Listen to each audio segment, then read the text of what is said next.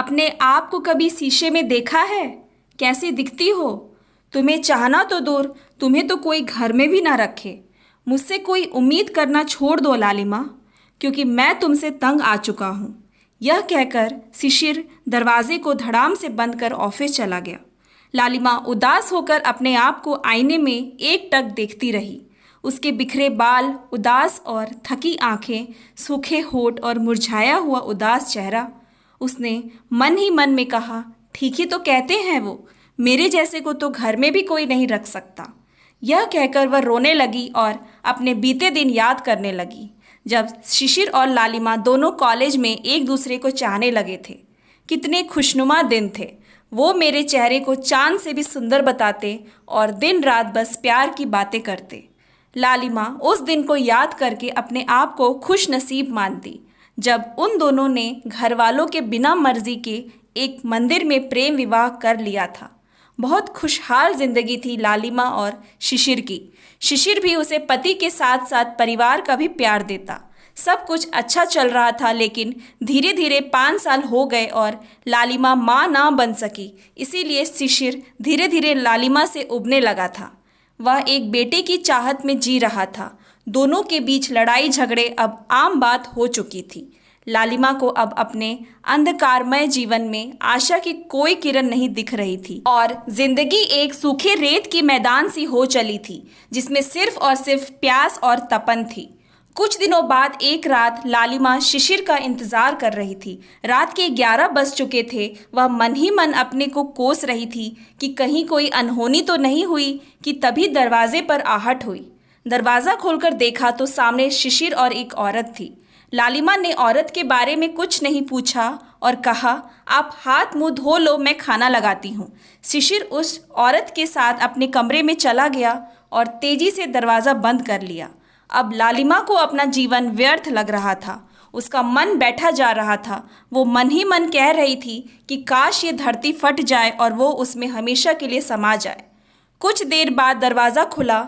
लालिमा अभी भी वहीं बैठी थी।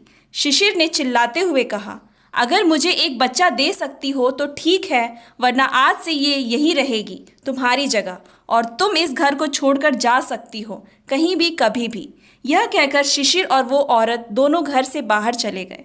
लालिमा अपने दिल पर पत्थर रखकर अब यह फैसला कर चुकी थी कि अब इस जीवन में जीने के लिए उसके पास कुछ भी नहीं बचा है। माँ बाप के घर को तो उसने पहले ही ठोकर मार दी थी। लालिमा रात भर अपने इस दुख के सागर में बिन मांझी की नाव सी न जाने कहाँ कहाँ बहती रही। सुबह होते ही वो घर से चली गई।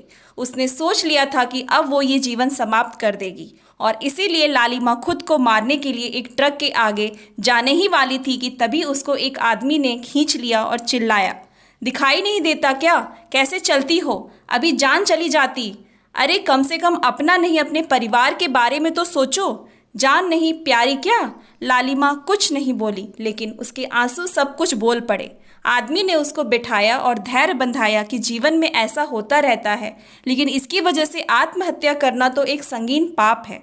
लालिमा ने कहा, जो औरत एक बच्चा ना जन्म सके उसका जीवन तो बेकार ही है ना। कुछ देर बात करने के बाद उस आदमी ने अपना नाम श्रेष्ठ बताया और बोला, अब तुम कहाँ जाओगी? लालिमा निरुत्तर होकर बैठी रही। श्रेष्ठ बोला, तुम चाहो तो मेरे यहाँ रह सकती हो, कोई परेशानी नहीं होगी। इतनी बड़ी दुनिया में कहीं भी जाओगी तो तुम्हें परेशानियों का सामना करना पड़ेगा।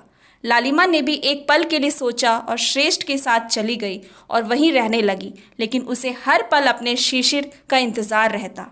श्रेष्ठ लालिमा का बहुत ध्यान रखता और उसे हंसाने की कोशिश किया करता।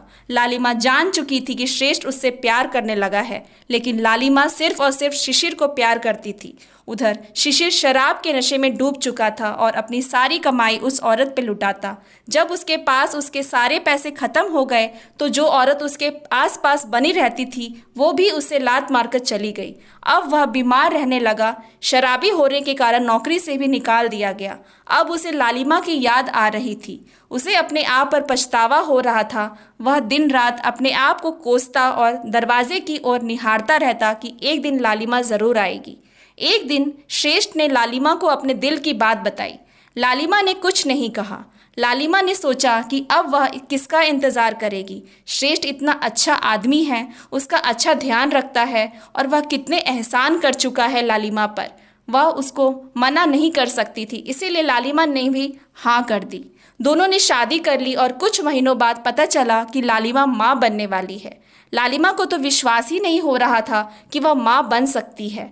वह बहुत खुश थी। उसके माथे पर लगा कलंक अब उसे गर्व जैसा महसूस हो रहा था और उधर शिशिर की हालत और बिगड़ती जा रही थी।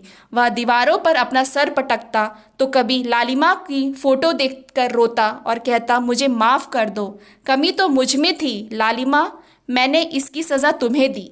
मैं बाप नहीं बन सकता था, लेकिन मैं क्या करता, अपनी झूठी मर्दानगी के डिंगे हाँकते रहा ताकि बदनामी ना हो और अपनी कमी तुम्हारे ऊपर थोप दी। कुछ दिनों बाद आखिर वह दिन आ ही गया जब लालिमा माँ बनने वाली थी। श्रेष्ठ ने उसे अस्पताल में भर्ती करवाया। लालिमा की हालत बहुत नाजुक थी। वह इस नाजुक हालत में शिशिर का नाम ले रही थी। श्रेष्ठ से लालिमा का ये हाल देखा नहीं गया और उसने लालिमा से शिशिर को लाने का वादा किया और शिशिर को बुलाने चला गया। वह इतना घबराया हुआ था कि लालिमा को किसी भी कीमत पर खोना नहीं चाहता था, लेकिन वक्त को तो कुछ और ही मंजूर था। श्रेष्ठ घबराहट में तेज गाड़ी चला रहा था और अचानक उसका एक्सीडेंट हो गया और उसकी वहीं मौत हो गई। इधर शिशिर की भी हालत कुछ ज़्यादा ही बिगड़ गई तो पड़ोसियों ने उसे अस्पताल में भर्ती कराया और उसी अस्पताल में लालिमा एक बेटे को जन्म दे चुकी थी। लेकिन लालिमा की हालत धीरे धीरे बिगड़ती जा रही थी। अपनी हालत से बेखबर वह इतनी खुश थी कि उसको अपना दर्द बिल्कुल भी महसूस नहीं हो रहा था। बस आंखों में शिशिर की तलाश थी। तभी एक डॉक्टर ने नर्स से चिल्लाते हुए पूछा, लालिमा का पति आया या नहीं? जैसे ही आ जाए उसे ये पेपर साइन करा लेना, उसकी हालत नाजुक है। शिशिर लालिमा का नाम सुनते ही छटपटाने लगा और बोला, लालिमा, लालिमा कहाँ है? मैं हूँ उसका पति। वह लालिमा के कमरे तक आया और देखा उसकी अपनी लालिमा चुपचाप लेटी हुई थी और पास में था एक सुंदर सा शिशु जो अभी अभी इस दुनिया में आया था। लालिमा ने शिशिर को देखा तो उसकी आंखें में चमक आ गई, पर उसने अपना मुंह घुमा लिया। शिशिर ने उसके पास आकर उसका माथा चूमा और उससे माफ़ी मांगी और बोला, अब कोई परेशानी नहीं होगी, हम दोनों एक साथ रहेंगे, मुझे माफ़ कर दो। कमी मुझ में थी और दोष तुम्हें देता रहा। तुमसे छुटकारा पाने के लिए सच्चाई से मुंह मोड़ लिया मैंने, पर अब मैं समझ चुका हूँ और बहुत पछता रहा हूँ। मैं तुमसे इस बच्चे के बारे में कुछ नहीं पूछूंगा। अब हम तीनों साथ रहेंगे। मैं इस बच्चे को पूरा ध्यान रखूंगा। रखोगी ना? बोलो लालिमा, बोलो।